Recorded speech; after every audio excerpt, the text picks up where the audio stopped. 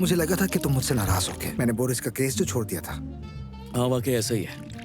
लेकिन अब खुद को दुरुस्त करना चाहता हूँ। ये पुरानी बात है, इसका ताल्लुक कसीनिया के वालिदैन से है। वालिदैन का क्या ताल्लुक है बोरिस से?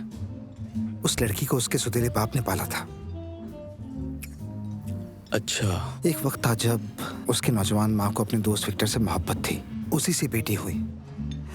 लेकिन बाद में सब कुछ बिगड़ गया। विक्टर मुल्क से बाहर चला गया, वहीं कारोबार किया और वहीं उसने अपनी जायदाद बनाई। फिर पता चला कि उसे कैंसर है। पता चलने के 2 महीने बाद वो मर गया और उसने अपनी विरासत में लिखा कि कसीनिया को कोई हिस्सा नहीं मिलेगा। वारिस अपने नवासी और नवासी को बनाया और उसमें लिखा था कि जब वो दोनों बालिग हो जाए तो उन्हें सब कुछ दे दिया जाए। लेकिन उसने ऐसा क्यों किया? क्योंकि शायद वो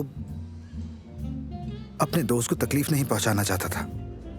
वो कसीनिया को अपनी बेटी मानता था। सोचा जब वो बड़ी होगी, शादी करेगी और फिर उसकी औलाद होगी तो जायदाद उसके बच्चों को दे दूंगा। मतलब बोरिस को इस सब का इल्म था? बिल्कुल ऐसा ही है और यही वजह है कि वो तलाक भी नहीं देना चाहता था। वो उस औरत से बच्चा चाहता था।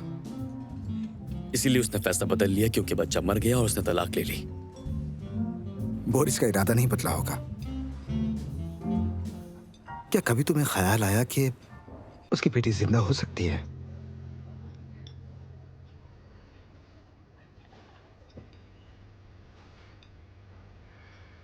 ये क्या कह रहे हो तुम? ये इम्पॉसिबल है। मिखाइल का कहना है बोरिस अपनी नई बीवी और अपने बेटे के साथ रह रहा है और उनके साथ एक लड़की है, रीटा। और ये बात जानकर हैरानगी होगी कि उसकी उम्र 10 साल है।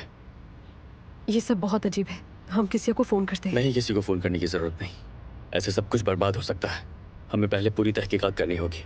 मिखाइल क्लिनिक जाएगा, रिकॉर्ड देखेगा, डॉक्टर से मिलेगा, मालूम करेगा कि हकीकत क्या है।